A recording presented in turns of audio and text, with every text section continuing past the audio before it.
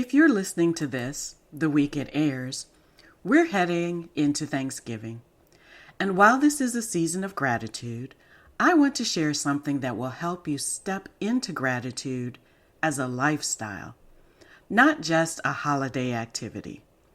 Because the most balanced, joy-filled, peaceful businesswomen I know aren't just grateful in November. Gratitude is the foundation they build their lives on. Let's talk about how you can do that as well, in a way that feels grounded, sustainable, and real. Is your mind constantly racing with endless to-dos, yet you still feel stuck?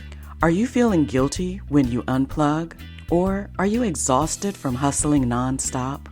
Hi, I'm Lisa, wife, mom, grandma, and business owner for over 3 decades. I know what it takes to build a business you love without burning out. If you're ready to trade overwhelm for clarity and create a business that honors your values and your life, you're in the right place. So take a deep breath, close those 12 browser tabs, and drop the hustle. It's time to become the balanced businesswoman.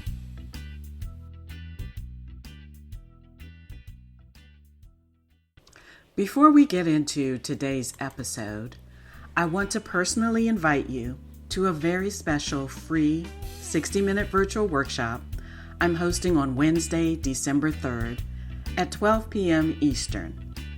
It's called The Peaceful Path to Success: How to Set 2026 Goals Without Burnout. This is for service-based female entrepreneurs who want to grow, but not at the cost of themselves.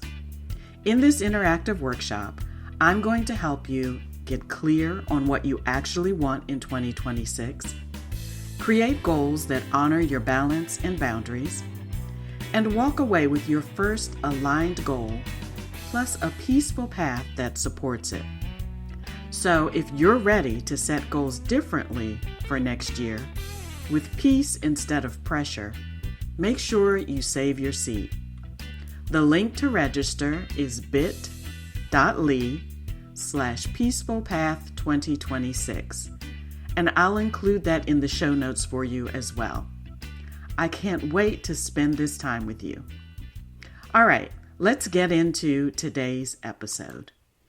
Hello, friends, and welcome back to the Balanced Businesswoman podcast, where we're all about building successful businesses without sacrificing yourself in the process. If you're here, it means you value both success and peace. You want to grow your income and have time for yourself and your family. You want to make an impact in your work and enjoy your life.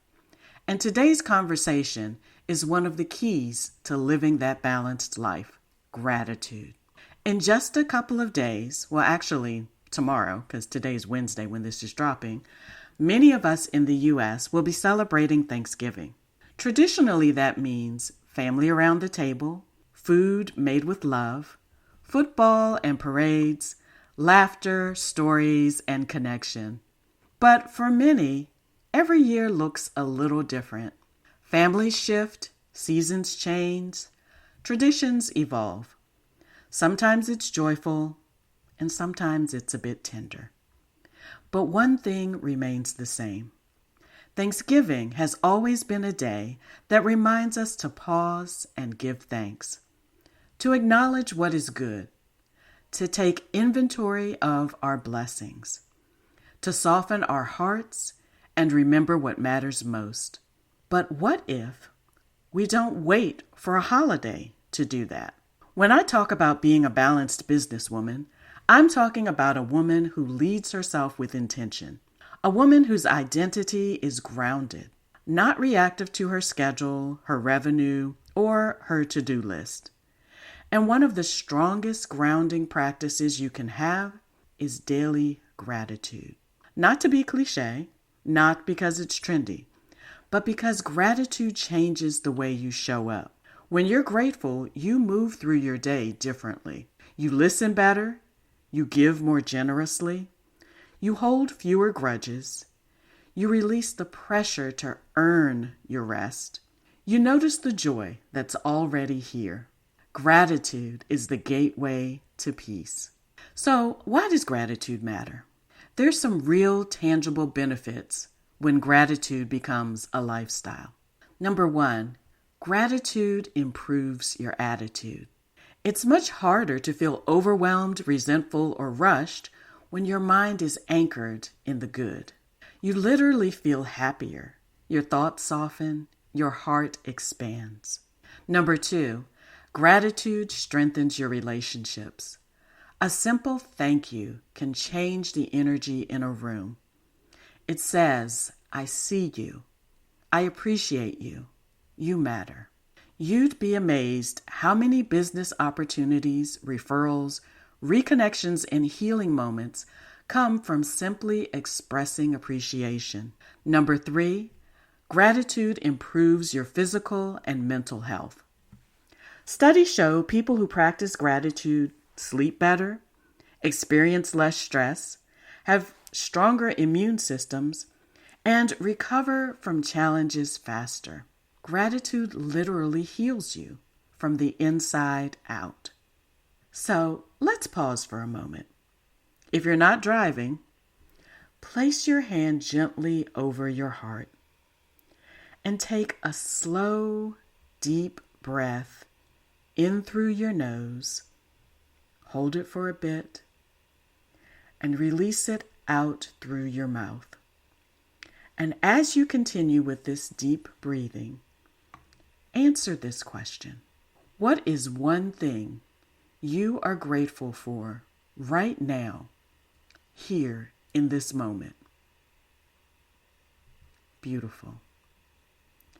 Now, let's talk about how to live gratitude, not just think about it. Here are 3 quick ideas for you. The first one is count your blessings on paper. When you write your gratitude down, it becomes real. You might journal 3 things that you're grateful for today. Maybe you write down 2 to 3 people who have impacted you. Or what's one thing you've taken for granted that deserves appreciation? So count your blessings on paper. Little moments count. The warm cup of tea that you just had, that text you received this morning that made you smile, a client that trusted you, your home, your breath, your body carrying you. This is how joy multiplies. A second idea, look for the good, especially in challenge. This is where gratitude becomes a spiritual muscle. Instead of thinking, why is this happening to me? Shift to, what could this be teaching me? What's the lesson here? I don't say this lightly. Some seasons are incredibly hard. But even then, there are moments of grace. There's growth, clarity, strength, deepening. When you look for the good, you find the good. So, look for the good, especially during challenging times. The third idea, use your gifts to bless others. Gratitude naturally wants to overflow. So you might make a meal for someone going through a hard time. Now, I have to pause and say, if you can't cook, don't do this one. But you could buy a meal for someone if they're having a hard time. You might run a small errand for someone who can't. Or listen fully. Really listen when someone's speaking to you without rushing to respond. Your gifts don't have to be big. Small kindness shifts lives. Okay, so let's bring this into business because it matters there too. When you lead with gratitude, your business becomes more relational, more meaningful, more aligned, and more joyful. You build trust.